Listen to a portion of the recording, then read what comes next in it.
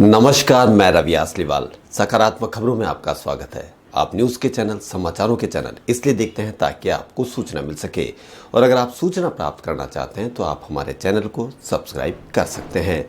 लेकिन यदि आपको ऐसे चैनल देखने हैं जिसमें सिर्फ किसी का अपमान होता हो, आपके मन में गंदगी भरने का काम होता हो, और हाँ, आपको बच्चों की फीस से, बच्चों के रोजगार से, बढ़ती हुई महंगाई से और जो भी ऐसी देश की समस्याएं हैं उनसे अगर तकलीफ नहीं हो, जैसे टीआरपी, आपको लगता है बिल्कुल सिंपल केस। सुप्रीम कोर्ट ने कई बार अब मीडिया चैनलों को फटकार लगाई है गलत रिपोर्टिंग करने के ऊपर, टीआरपी के ऊपर। दूसरा, एक और केस आया है जिसमें केंद्र सरकार को भी एडवाइजरी जारी करनी पड़ी कि वह किसी का अपमान करने वाली जैसी बातों का अपने चैनलों में दुरुपयोग ना करें, जबकि सुप्रीम कोर्ट ने भी कहा है कि इतना दुरुपयोग पहली बार हुआ है।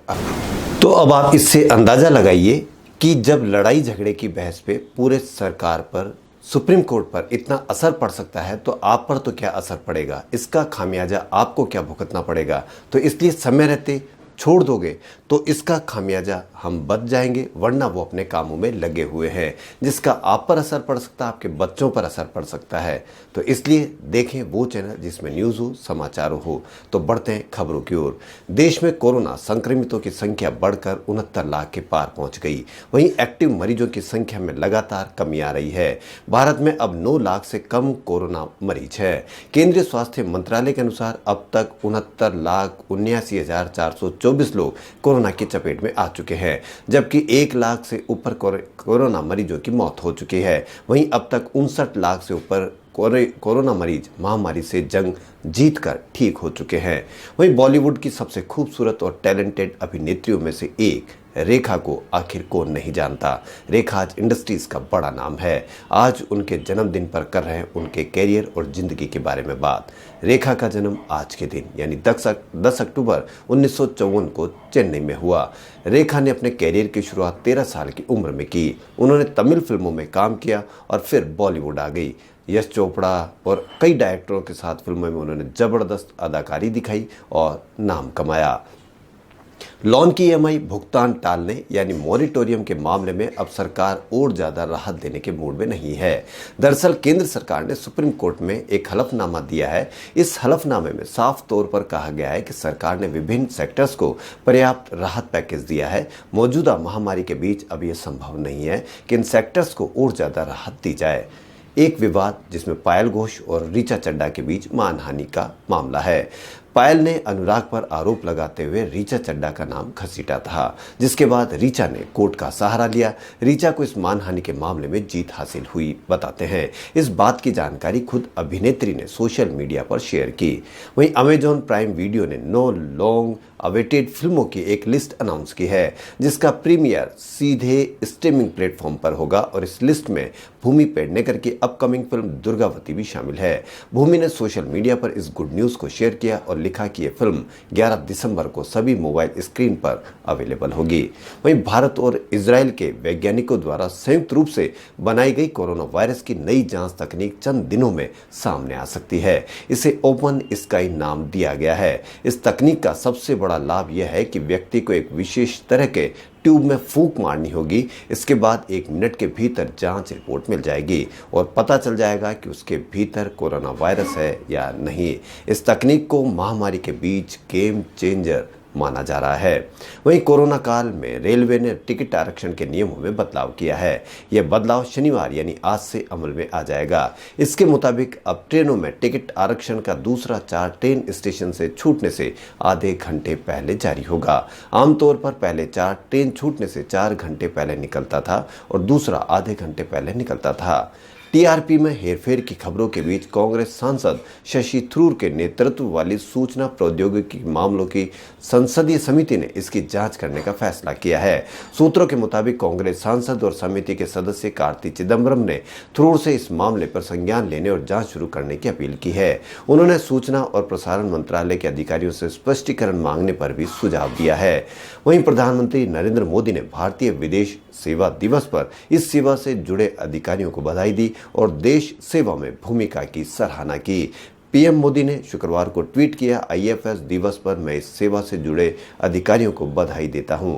देश सेवा और वैश्विक स्तर पर राष्ट्रीय हितों को आगे ले जाने में उनका कार्य प्रशंसनीय है। केंद्र सरकार ने शुक्रवार को सभी निजी चैनलों को निर्देश जारी कर कहा कि किसी भी कार्यक्रम में व्यक्ति या कुछ समूह की आलोचना, उनके प्रति दुर्भावना या उन्हें बदनाम नहीं किया जाना चाहिए। सूचना एवं प्रसारण मंत्रालय की ओर से जारी एडवाइजरी में सभी निजी चैनलों को कार्यक्रम आचार संहिता का पालन करने को कहा गया है। यह एडवाइजरी दिल्ली हाईकोर्ट में रकुल प्रीत सिंह की याचिका के मद्देनजर जारी किया गया है, जिसमें आरोप लगाया गया है कि अभिनेता सुशांत सिंह राजपूत की मौत के मामले में ड्रग्स की जांच को लेकर उनके खिलाफ मानहानि वाले कार्यक्रम चलाए गए। भारतीय मूल के विख्यात शिक्षाविद श्रीकांत दातार को हार्वर्ड बिजनेस स्कूल का डीन नामित किया गया है। श्रीकांत इस स्कूल के वर्तमान डीन नितिन नोहरिया की जगह लेंगे। हार्वर्ड बिजनेस स्कूल 112 साल पुराना है और श्रीकांत लगातार इस संस्थान के दूसरे भारतीय मूल के डीन होंगे। आईआईएम अहमदाबाद के पूर्व छात्र श्रीकांत अगले 1 जनवरी को पदभार संभालेंगे। वहीं कन्नड़ फिल्मों के मशहूर फिल्म निर्देशक विजय रेड्डी के चाहने वालों के लिए एक बुरी खबर कि निर्देशक विजय रेड्डी का निधन हो गया। सोशल मीडिया पर कन्नड़ फिल्म इंडस्ट्रीज के सितारों से लेकर निर्देशक के फैंस तक उन्हें श्रद्धांजलि दे रहे हैं। वहीं आर्मेनिया और अजरबैजान से अच्छी खबर कि इस क्षेत्र में पिछले कुछ दिनों से जारी संघर्ष पर विराम लगाने के लिए तैयार हो गए हैं। दोनों ही इस संघर्ष में मारे गए लोगों के शव भी एक दूसरे को लौटाएंगे।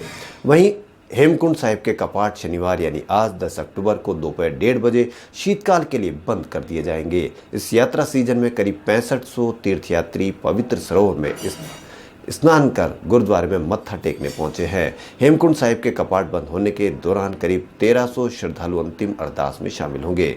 आज का दिन भारत के लिए बेहद खास है। बचपन बचाओ आंदोलन चलाने वाले कैलाश सत्यार्थी को शांति के नोबेल पुरस्कार देने की घोषणा की गई थी। उन्होंने ही पाकिस्तान की मलाला यूसुफजई के साथ ये पुरस्कार साझा किया था।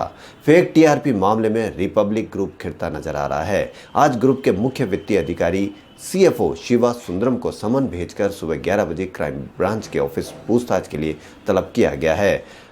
फक्त मराठी और बॉक्स सिनेमा चैनलों के कुछ अन्य अधिकारियों को भी पूछताछ के लिए उपस्थित होने के लिए कहा गया है। इससे पहले इन दोनों टीवी चैनलों के मालिकों को गिरफ्तार किया गया था। अमेरिका में प्रेसिडेंशियल डिबेट से जुड़े आयोग का कहना है कि राष्ट्रपति ट्रंप के वर्चुअल डिबेट में हिस्सा लेने से इनकार करने के बाद ट्रंप और उनके प्रतिद्वंदी जो बाइडेन के बीच अगले सप्ताह होने वाले डिबेट को रद्द कर दिया गया है। आयोग ने एक बयान में कहा कि 15 अक्टूबर को कोई डिबेट नहीं होगी। सभी उम्मीदवारों ने उस दिन की अपनी योजनाओं के बारे में आयोग को सूचित कर दिया गया है। बिग बॉस के रनर अप और सलमान खान की को स्टार सना खान ने अपने अंदाज से लोगों के दिलों में खूब जगह बनाई। यह बिग बॉस जैसे रियलिटी शो के साथ कई बॉलीवुड फिल्मों में भी नजर आई, लेकिन सना खान ने हाल ही में फिल्म इंडस्ट्री छोड़ने और मजहब की राह पर चलने का निर्णय लिया है। वहीं उदयपुर अक्टूबर आज कल यानी चिकित्सा विभाग द्वारा शुक्रवार को वीडियो कॉन्फ्रेंसिंग के माध्यम से परिवार कल्याण कार्यक्रम की प्रगति पर समीक्षा की गई, जिसमें जिले भर से 245 प्रतिभागियों ने भाग लिया। अतिरिक्त मुख्य चिकित्सा एवं स्वास्थ्य अधिकारी डॉक्टर रागिनी अग्रवाल ने बताया कि वीसी के दौरान जिले में परिवार कल्याण कार्यक्रम के साथ नसबंदी, पीपीआई, यूसीडी आदि की प्रगति पर चर्चा की गई तथा FPLMIS सॉफ्टवेयर से इंडेंट करने, मोबाइल से डाउनलोड कर स्टॉक अपडेट करने, समय पर सप्लाई मंगवाने, वैसास बहु सम्मेलन और नई पहल किट के आदि के बारे में जानकारी दी गई। वहीं हरिद्वार से आए उदयपुर बांसवाड़ा भागवत ग्रंथ हमेशा सत्कर्म सिखाता है। सत्कर्म से प्रभु प्राप्ति का मार्ग सुगम होता है। प्रभु को प्राप्ति के लिए बुद्धि नहीं, आत्मिक शुद्धि चाहिए। आज पुरुषोत्तम मास में उत्तम सेवा धाम हरिद्वार में ध्यान योगी महर्षि उत्तम स्वामी जी ने भागवत कथा के प्रथम दिवस पर संबोधित कर यह बात कही कि भागवत कथा जीवन के लिए अमृत है। भागवत मन को निर्मल करती है, तभी परमात्मा की प्राप्ति हो सकती है। जीवन का दर्शन भागवत सिखाती है, पाप का मूल छल है। वहीं उदयपुर में पंचायत चुनाव 2020 के तहत उदयपुर जिले में चतुर्थ चरण के तहत पंचायत समिति सेमारी की 21 ग्राम पंचायत, जयसंबंध की 24 और सराडा की 23 ग्राम पंचायतों में पंच सरपंच का मतदान शनिवार यानी आज 10 अक्टूबर को होगा। खबरों फिलहाल इतना ही। यदि आपको हमारा चैनल पसंद आए तो लाइक, सब्सक्राइब और शेयर अवश्य करें। धन्यवाद।